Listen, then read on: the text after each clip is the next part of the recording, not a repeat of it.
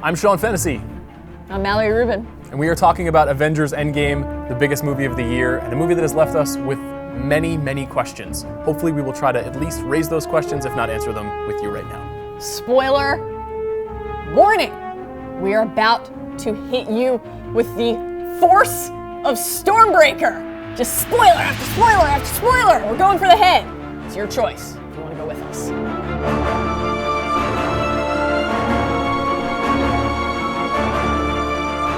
Mallory, Iron Man dies in Endgame.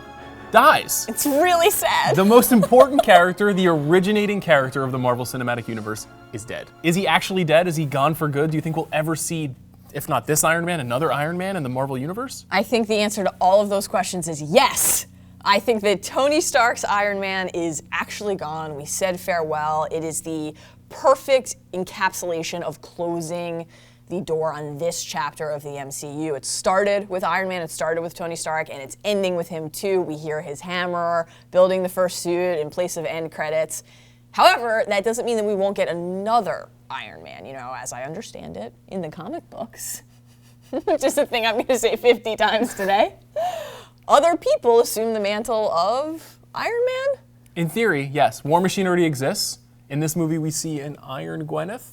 We do. A Pepper Potts in uniform. We do. Do you think Gwyneth is ready to put Goop on hold to just make a bunch of Marvel movies where she is the star as opposed to somebody who appears to say somewhere between 3 to 6 lines? I don't think she's quite ready to make that jump. Though with Goop power comes Goop responsibility, so we'll see what happens. Do you think Morgan Stark, Tony's daughter, is ready? You know, there's that great moment where she's holding the mask that she picked out of the garage.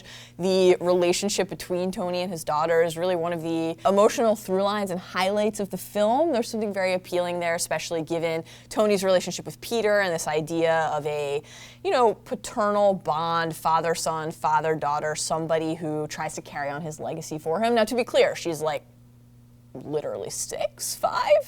Well, we learned in this movie Young that child? time travel is no problem, so perhaps we can jump right into the future and get young Morgan to be old Morgan. Kid Avengers. Mallory, at the end of Avengers, we learn Yeah. that Sam Wilson is going to take up the mantle of Captain America. Captain America is not dead. Yeah. He's just really, really old now. I thought you were going to say at the end of Endgame we learned that Steve Rogers did not, in fact, die a virgin because he and Peggy had sex. That is true. We're all really happy for him. We're celebrating the loss of his virginity and the loss of his title of Captain America because he gives his shield, his honorary vibranium shield, to Sam Wilson, who we've known as the Falcon throughout all these movies. Did you think it was going to be Bucky or Sam? I always thought Sam. Okay. And I think because Bucky Barnes is the Winter Soldier, and the Winter Soldier in and of himself Is handsome. So I never really thought that, even though in the comics, in fact, Bucky Barnes has been Captain America in the past. As in has this Sam. case, as has Sam. And so they went with Sam. I just don't know if I think that Sam is the star of a standalone movie. Do you think that we'll see Sam Wilson as Captain America in a standalone fourth Captain America movie? I think part of ushering in Phase 4 successfully has to be giving prime real estate and time to all of these new characters, really focusing on Spider-Man, Black Panther, give me a Shuri movie immediately, et cetera, et cetera. So I think it would actually make sense to sideline Cap as a primary vehicle driving his own films for a while, continue to use Sam in some of these team-ups, see how it goes, and then hopefully bring him back when people are like, wow, I'm really ready for my Captain America fix again. It does seem like, especially given Thor and his placement with the Guardians at the end, that we're heading toward a moment where we don't have Tony Stark Iron Man movies, we don't have Chris Evans Captain America movies, and we maybe don't have Chris Hemsworth Thor movies. Should we have a prequel with Chris Evans romancing Peggy Carter in the 1950s? A prequel to the underrated television show Agent Carter? Yes. Would it be a sequel? How does time work? I don't know. But this movie really upends all that. A lot of characters dying here.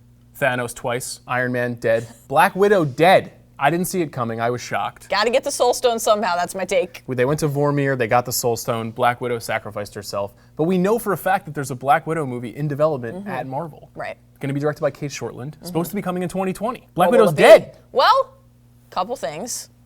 What is death really? Okay, not here.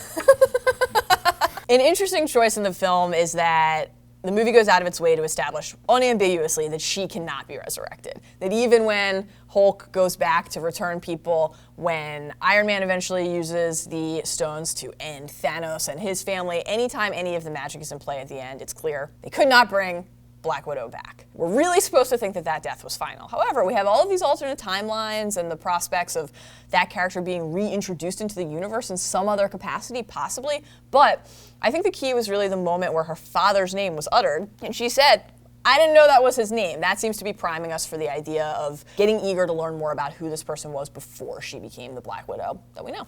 In the movies in the past, we've only seen Black Widow's origin, quote unquote, in brief flashbacks in the Avengers movies. There's a notable Julie Delpy cameo in one of the Avengers movies that features her. Do you think that what we'll largely see is spy training Natasha?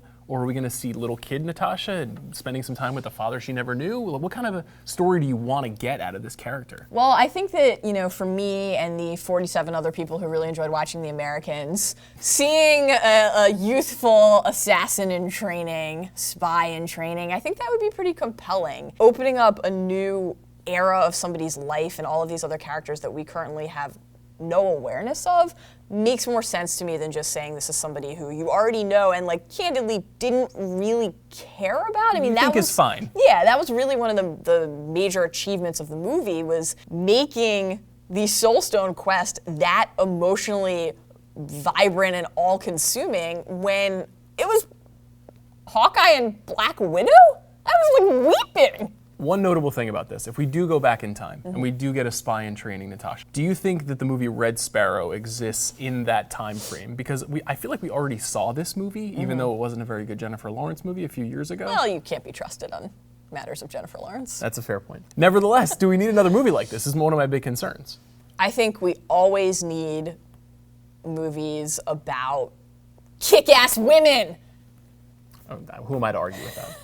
Here's something that's really confusing. In the movie Avengers Infinity War, GAMORA is sacrificed at Vormir by her father Thanos so that he can acquire the Soul Stone. Those are all things that happen. Goodbye, little one. In Avengers Endgame, we go back to the future. GAMORA is there in 2014. She finds her way into 2024. This GAMORA is still alive, and she encounters her love, PETERQUILL, but she does not yet know him. Her take is literally, this guy?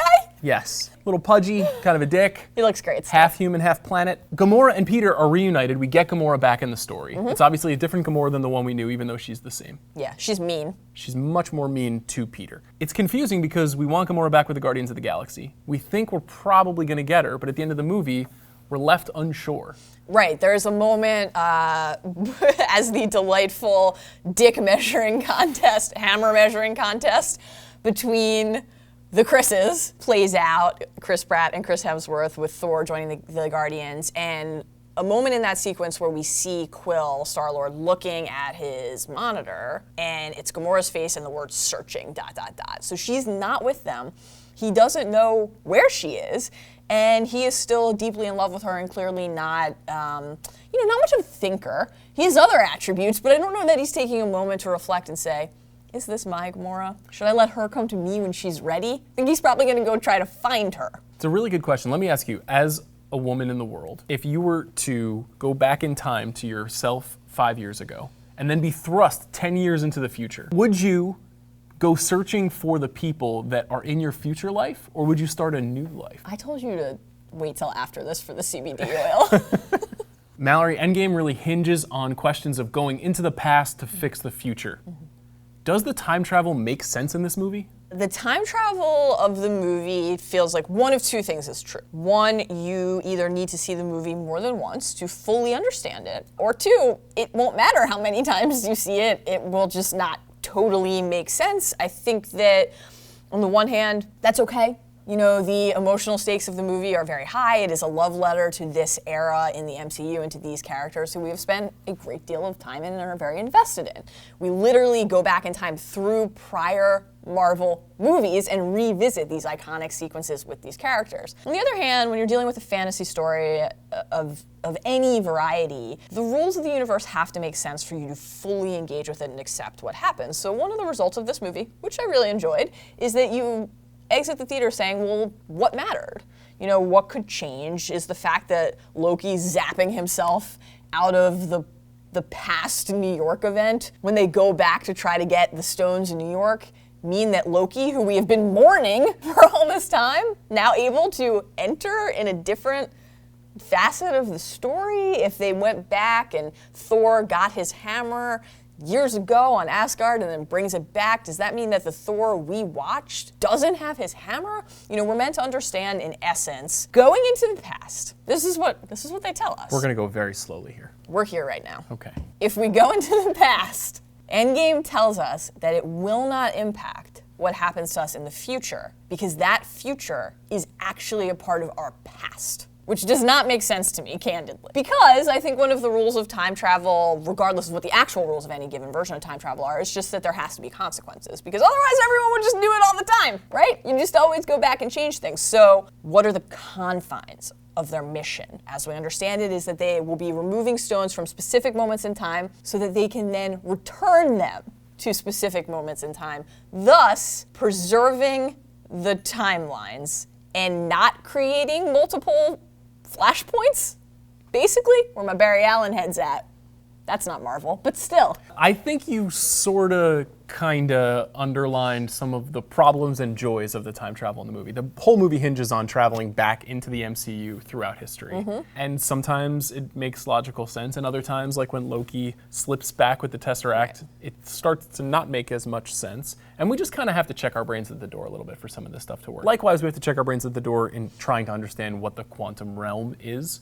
Last we saw Ant-Man, he was in the quantum realm. His friends and mentors, Hank Pym and the Wasp, and Hank Pym's wife, played by Michelle Pfeiffer, are there. They've sent him into the quantum realm. Thanos snaps his fingers, and then all of a sudden they're gone, and he's stuck. Literally a rat brings him out. So the rat presses a button 5 years later, out comes Ant-Man, and we learn that somehow you can travel through time inside of this contraption that he has built. I don't remember the quantum realm ever being a time machine, but we're made to understand that it is a time machine. So that's how we go back into all of these movies in the first place. Is it important to understand quantum physics to understand the MCU? I don't think it can be. It can't, because I don't understand anything. Ultimately, I think we just have to accept that they are able to do this. They have the power and the brain power. Bruce, Tony, eventually after Tony's reluctance because he doesn't want to jeopardize the family that he's built, they all together figure out, mostly Tony, the time heist, which is what they call it. Time heist. Hashtag time heist. Which is amazing. I think we basically just have to be able to go in and say, we believe that these characters are smart enough to figure it out. We believe that they understand the stakes and the consequences of their decisions, and so that is enough. You know, something like Thor actually having a conversation with his mother, and not only that, but on the day that she died. Something like that should have drastic paradox consequences in most time travel stories. And he's like, what if I also took my hammer with me, though? And everything's fine, as we understand it. You know, all of the people who were vanished out of existence when Thanos snapped his fingers return, but all of the people who were born, who came into the world after that, are still there. Nothing changed about that, but they were restored to the universe. I do wonder if all of the wreckage, you know, the overgrown shrubbery in the yard, and the many ships docked in the harbor. The garbage in the streets. The garbage in the streets. Is that all still there? Does someone have to clean up? Thanos' plan was bad, it turned out. Not a paradise, just a lot of decrepit homes. Maybe when in San Iron Man Francisco. snapped his fingers, he also snapped the sanitation department back to Earth to clean some things up. He had very specific control over the gauntlet, his version of the gauntlet when he used it. He was able to just get rid of the bad guys. Of course, infamously, Thanos' plan hinged on the idea of impartiality. When he snapped his fingers, it was just, who knows? Who knows who might vanish? New characters who are crucial to IP moving forward. That ultimately was the answer.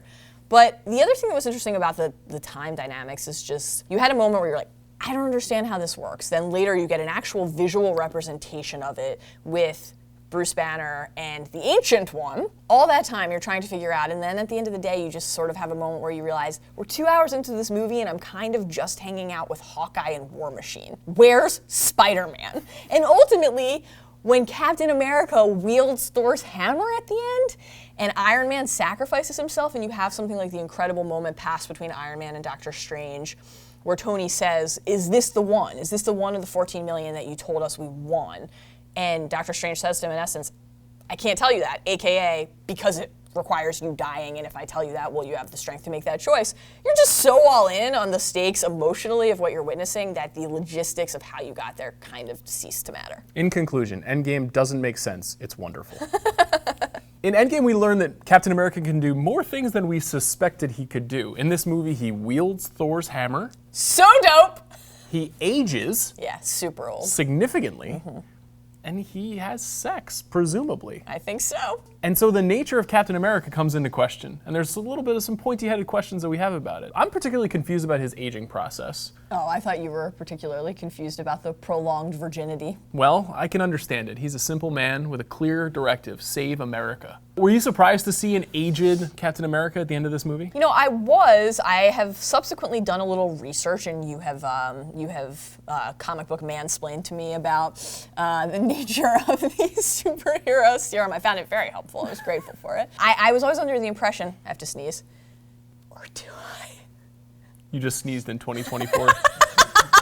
I was under the impression that the power of the serum and the cell regeneration, you know, which means he can't get drunk, can heal, etc., meant that he didn't really age, but I guess it's just that he doesn't age in the same fashion that we do, and he does eventually. But so if he goes back, he went back, he returned the stones to the places where they had been retrieved from, and they'll definitely be fine there. No one else will ever try to take them We'll again. never hear about these things again. It'll be fine. And then he goes back to find Peggy. We see them having the dance, the long-promised dance. It's like genuinely very touching. And then when he's an old man in the present day, talking to Sam about this, and he's got the wedding ring on, and Sam is basically like, yo, did you smash? Did you fuck? Yeah. And he's just like, I won't talk about it, which is incredible. Gentleman to the end. Very chaste, never kisses and tells. Captain Gentleman. How does the math of that work? Even if we accept from canon that he does in fact age, did he go back far enough and then live long enough to get to be the age that he is when we see him? That's why these are questions and not answers. We just don't know. We know that Captain America, in comic lore,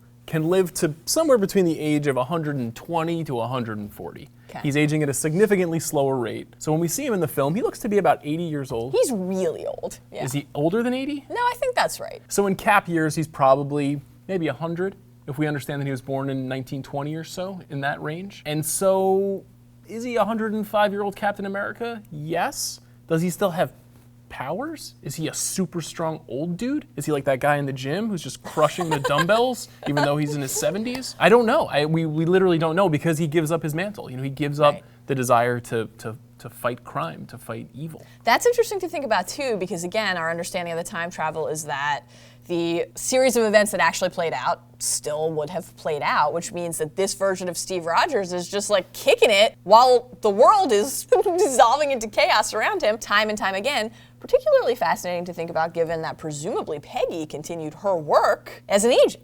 I think they had a lot of sex to have. That was my understanding of how they're using their time from 1945 through the present day. I agree. He does wield the hammer, and it is comic book canon that he can. There's the great moment in Ultron where we see him, like, he gets it to budge, set up for this payoff, obviously. The question of worthiness comes into play with the lore of the hammer, though, so he is worthy at last. Why wasn't he worthy then? I spent a lot of time agonizing over that question, because Captain America is supposed to be, you know, pure of heart, pure of intention. But you found what you think is a reason for why he couldn't wield it. Thank you, Internet. The consensus seems to be that at that moment in time, when he could not properly wield it, fully wield it, he had not yet come clean to Tony about the fact that he knew Bucky had murdered his parents, and so he was carrying this dark secret. Free of it at last, he is able to wield the hammer, channel the thunder, and contribute to really one of the most iconic action sequences in movie history? Superhero movie history? Definitely superhero movie history, for sure. Really dope. Amazingly, Mallory, there is no post-credit sequence at the end of Avengers Endgame. And yet we sat there waiting for it anyway. We watched every single moment of the credits. We looked at every great artisan that works at Marvel and made this wonderful film for us. And then they gave us nothing but a single pounding sound on an iron suit. Nevertheless, yes, these movies are designed to tease us, to drag us along a daisy chain of content. We're meant to get excited about the next movie after seeing the movie immediately after. No post-credit sequence here. We have no idea at the conclusion of Phase 3 where Marvel's really gonna go. Right. Thanos is vanquished, and we're stuck. Technically, the impending Spider-Man movie is actually the end of Phase 3. Weirdly, Endgame is not, and so there's one more chance for some sort of breadcrumb, some sort of hint about who the Phase 4 big bad might be. I think we're in agreement that there's one prime candidate, and it is the Planet Eater himself, Galactus. The fact that the Fantastic Four IP is coming into the MCU seems to really point toward this happening, because obviously that's a prime villain for those characters. Could the arrival of the villain be how those characters are introduced? Could it be the other way around? Who knows? But I guess the only reason to consider that not being the case is just like, okay, we did a big space bad. Should we try something else? But I think the thing is, once you raise the stakes to the Thanos level, you kind of just have to keep going up. It's a hard thing to know what to do, because on the one hand, Galactus is bigger and badder and more difficult to defeat than Thanos. And if you want to drag us along for another 10 years, you need a villain worthy of that time commitment. On the other hand, maybe it's too big. Maybe. I think the shift toward the Guardians as fan favorites just guarantees that we're going to be spending a lot of time in space. Again, and that movie is many years away, the next Guardians movie, but again, Thor is with them. You have a lot of star power and fan investment concentrated out in the heavens, out in the cosmos. So I think it makes sense to try to do Galactus. What about Dr. Doom? Well, you mentioned the Fantastic Four. Obviously, the Fantastic Four and the X-Men coming into the fold, thanks to Fox joining Disney, indicates that there's a wider world out there. I'm hopeful that we're not going to do a third Dark Phoenix movie, though of course Dark Phoenix is one of the most powerful villains. Dr. Doom could be significant. There's some Mephisto action going on. He, of course, is Satan. Satan, maybe the key figure of evil Sounds in human chill. history. There's some options there. I'm not sure if there's a better option than Galactus. Do we need a villain? Once again, the CBD oil has hit at the perfect time.